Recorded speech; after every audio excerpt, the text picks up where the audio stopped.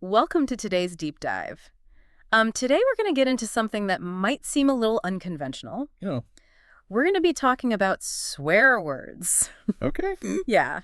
So, I know it might seem a little strange, but trust me, there's a lot more to these so-called bad words than you might think. I believe it. Yeah, we've got a bunch of research that we've been digging through and even a Vsauce video to unpack. Oh, cool. Yeah.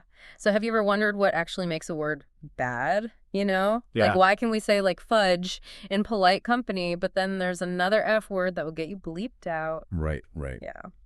So that's what we're going to be looking at today. Cool.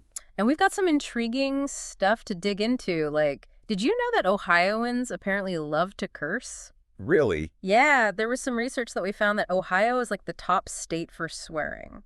Huh. I did not know that. Yeah, and also the word bad itself has a pretty shady past. Huh. Like, it wasn't always about morality. Yeah, so we're going to be talking about all of that. And to help us unpack the linguistics and the psychology and even like the sociology of swearing, we've got our expert here. Happy to be here. Great. So yeah, maybe you could start us off by tackling this question of like what actually makes a word bad, because it seems like it's not so simple. Yeah. No, you're right. It's not a simple answer at all. I mean, really, it's this like mix of societal norms, what's acceptable in a certain society or culture, and also the historical influences that have shaped our language over time. So like what might have been considered taboo, like way back when, may not be taboo now? Exactly. Think about it. The words that might have made your grandma blush are now just part of everyday conversation. Yeah, that's true. I've definitely noticed that there are words that I probably wouldn't have said a few years ago that are now just like, totally normal. Right. It shows you how much language is always evolving. For sure. Yeah. For sure. And speaking of taboo, that Vsauce video that we were talking about before, Yeah. it has some really interesting stuff about how our brains actually process swear words. Oh, cool. Yeah. Did you know that, like, when you hear that classic bleep sound that censors a swear word, it's often a 1 kilohertz sine wave? Really? I never knew that. Yeah, it's like a specific tone that's used to cover up those naughty words. Interesting. I thought that was fascinating. Oh. And it made me think about, like, we're talking about censoring swear words, but there are even ways to censor them in writing, like visually. Oh, right. Like those symbols you see in comics. Yeah. Instead of letters. Yeah. What are those called? Those are called grolixes. Grolixes. Yeah, and that name actually comes from a cartoonist named Mort Walker who wrote this book called The Lexicon of Kamikana, and he coined that term. I love that. Grolixes. It's so descriptive. I know, it's a great word. Yeah. And it makes you realize that, like, even something as seemingly simple as censoring swear words has its own whole history and terminology. Absolutely. There are layers to everything. Right. Okay, so we've established that, like, there are these bad words. Yeah. But it's not like every bad word is used the same way, right? Yeah. Oh, definitely not. Like, I'm guessing there are different contexts, different intentions behind them. Totally. Yeah. In fact, there's this psychologist, Steven Pinker, who came up with a framework for understanding the different ways we use swear words. Oh, interesting. He actually categorized them to 5 main types. 5 types. Okay, I'm intrigued. Break it down for us. Okay, so the first one is abusive swearing. Okay. Pretty straightforward. Yeah. It's using swear words to hurt or insult someone. Right. Just to be mean. Exactly. Then there's supernatural swearing. Supernatural swearing. Yeah, so this is like invoking God or the devil, usually to express some strong emotion. Okay. And this one is interesting because it ties back to historical anxieties about offending God. Right. Like back in the day, people were afraid to even say God. Exactly. They thought it would bring bad luck or something. Yeah, and they came up with all those weird euphemisms like zounds and gadzooks. Which actually originated from phrases invoking God, like God's wounds became zounds. So those are actually veiled swear words? In a way, yeah. Wow. That's wild. Okay, so what about the other categories? Well, we've also got emphatic swearing, which is when you use a swear word just to amplify your feelings or make your point stronger. Right. So it's not necessarily directed at anyone. No, it's more like, I'm so frustrated I could just... Yeah.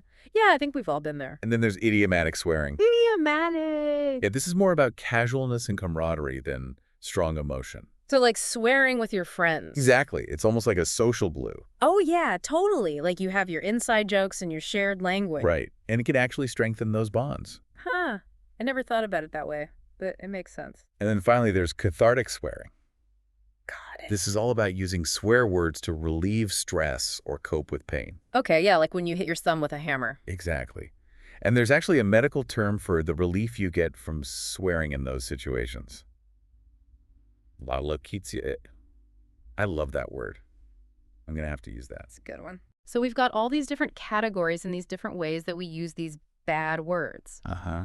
But why are certain words considered taboo in the first place? It's not like every word for something unpleasant or offensive is a swear word. Right. That's a good point. So what makes a word cross that line? Well, historically, a lot of our swear words were rooted in things that scared people.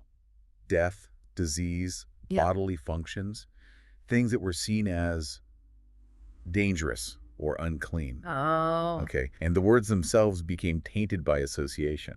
That makes sense. Like, you don't want to talk about certain topics in polite company, so over time the words themselves become off limits. Exactly. But then how do we end up with words that mean the same thing, but one is a swear word and one isn't? That's where dysphemism comes in. Dysphemism. Yeah. So a euphemism is a polite way to talk about something unpleasant. Right. But a dysphemism is the opposite.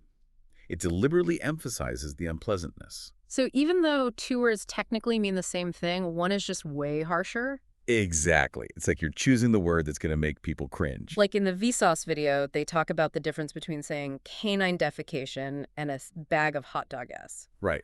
Both technically refer to the same thing. But one is definitely way more vulgar. For sure. And it adds that extra layer of disgust or anger or whatever emotion you're trying to convey. Wow, yeah. It's like the word choice really packs a punch. It does. And the interesting thing is that the choice of which words are good or bad often reflects larger social dynamics. Like what? Well, especially class differences. Mm-hmm. Think about medieval England. Okay. You had the lower-class Saxons who spoke a Germanic language, and then the upper-class Normans who spoke a language related to French and Latin. Okay. And guess what? Many of our modern-day swear words have roots in that lower-class Saxon language. So the fancier words are considered polite, and the rougher words are the ones that became taboo. Pretty much. Think about the words for animals and meat. Okay. The words for the animals themselves, cow, pig, sheep, those tend to come from Saxon roots. But the words for the meat, beef, pork, mutton, those are from Norman French. It's like they were trying to distance themselves from the messy reality of where their food came from. Exactly. And you see those same patterns with other words, too. Yeah. It's fascinating how language can reflect these power dynamics. Yeah, that's a really good point. It's like a reminder that even our bad words can tell us a lot about the history of social inequality. Absolutely. But for now, let's shift gears a bit and talk about the science behind all of this. Okay. What's happening in our brains when we use these taboo words? What's the neurological basis for all of this? Yeah, I'm curious to hear what research has to say about that. Well, studies have shown that swearing actually involves different brain regions than regular language processing. Really? It seems to tap into a more primal part of our brains. So it's not just about using different words, it's like a completely different part of our brain is activated. Exactly. And that might explain why it can be so emotionally charged. Okay, that makes sense. And is that why some people can swear fluently even if they have trouble with other aspects of language? You're talking about people with aphasia. Yeah. Yes. There are cases of people with aphasia who can still swear perfectly fine, even though they struggle to speak or understand other language. Wow. And what about the opposite? Like people who can speak normally, but they have trouble controlling their swearing. You mean people with coprolalia? Yeah, is that what it's called? Yeah, coprolalia. And that's another interesting phenomenon that suggests that swearing might be this separate system in our brains, almost like a reflex. So it's like swearing bypasses our normal language filters and just comes out. In a way, yes. And Steven Pinker actually argues that swear words might be similar to the primal vocalizations that other animals make, when they're in pain or threatened. Oh, interesting. Like it's this built-in alarm system that we share with other species. So it's not just about being bad, it's about using language in this really powerful way to express our most basic emotions. Exactly. And I think that's a great place to stop for now. We've covered a lot of ground just in this first part of our deep dive. Yeah, we have. But we've only just scratched the surface. Right? There's so much more to explore when it comes to the world of swear words and how they shape our language, our culture, and even our brains. Well, then let's take a break and we'll come back for part 2 of our deep dive where we'll delve even deeper into this fascinating topic. Yeah, it really is amazing how even something like a swear word, can give us all these insights into, linguistics and culture and all that. Uh-huh. It really highlights how much language changes over time. right? Like what we find acceptable now might have been totally shocking a few generations ago. Absolutely. And it's like swear words are this window into what people were afraid of, what they found disgusting. Right. It tells us about their values and their Yeah, anxieties. and even like the way they viewed social hierarchies, like we were talking about before with those Norman and Saxon words. Exactly. And what's even cooler is that, we've been talking about how language evolves over time, Yeah. but it's also evolving within our own brains. Wait, what do you mean by that? Well, remember how we talked about swearing activating different parts of the brain than regular language? Yeah, like a more primal part takes over when we curse. Right. Yeah. And one theory is that it's this connection to our more basic instincts that makes swear words so powerful, Mm. you know? Like they bypass our rational filters and tap right into our emotions. Yeah, like when you stub your toe and you just like blurt out a swear word. Exactly. You don't even think about it. It's just this automatic reaction. Uh-huh. And because swear words are so taboo, they have this extra weight, this emotional charge that other words don't have. Right. They hit us on a different level. Exactly. It's not just about the words themselves, it's about the context and the emotional state of the speaker. So like the same word can have a totally different impact depending on who's saying it and how they're feeling. Exactly. And that's what makes this whole topic so fascinating to me. Yeah. It's like this intersection of language, culture, and neurobiology. Yeah, it's super interesting. It makes you think about your own use of language in a whole new way. Hey, for sure. Like, what am I communicating when I choose to swear? Yeah. What am I saying about myself and my relationship with the person I'm talking to? Right. And what am I communicating when I choose not to swear? It's like this whole other layer of meaning that we're not even aware of most of the time. Absolutely. And it's something we should all be more mindful of in our daily lives. I totally agree. So on that note, I think it's time to start wrapping up this deep dive. Okay. But before we go, I want to leave our listeners with something to think about, something that kind of builds on everything we've talked about. Sure. What do you have in mind? Well, remember in that Vsauce video how they mentioned that the FBI once condemned a song by NWA just because of a swear word in the title? Yeah, F the Police. That was a pretty controversial song. Exactly. But it also became this anthem for a whole social movement, Mhm. a way for people to express their anger and frustration with injustice. Right. It definitely struck a nerve. So I guess my question is this. Can bad words ever be used as a tool for social change?